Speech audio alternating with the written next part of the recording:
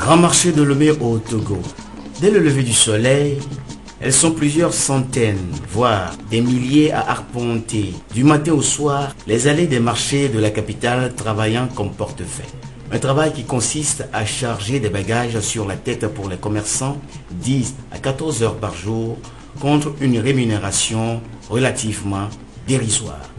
Le travail rapporte généralement entre 50 centimes et 5 euros par jour, suivant les opportunités. De cette recette qui, glanée par-ci, par-là, font à la fin une somme d'environ 30 à 46 euros le mois, soit de quoi à peine s'entretenir et envoyer une petite partie aux parents restés au village.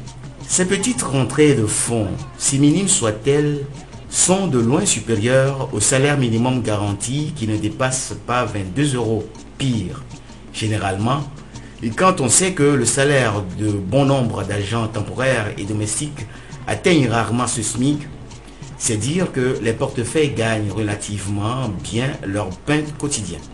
Faute de statistiques appropriées et régulières, il est impossible de connaître le nombre exact des portefeuilles qui écument le grand marché de la capitale togolaise. La profession relève de l'informel absolu, d'autant plus qu'il y en a qui l'exercent régulièrement et d'autres occasionnellement. En plus, leur nombre est sans cesse croissant.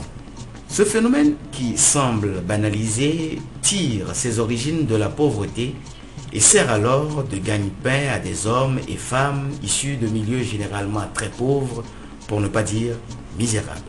Les filles portefeuilles viennent pour leur grande majorité des préfectures des lacs et de Vaud dans le sud-est Togo et de la Volta Region au Ghana, frontalière du Togo.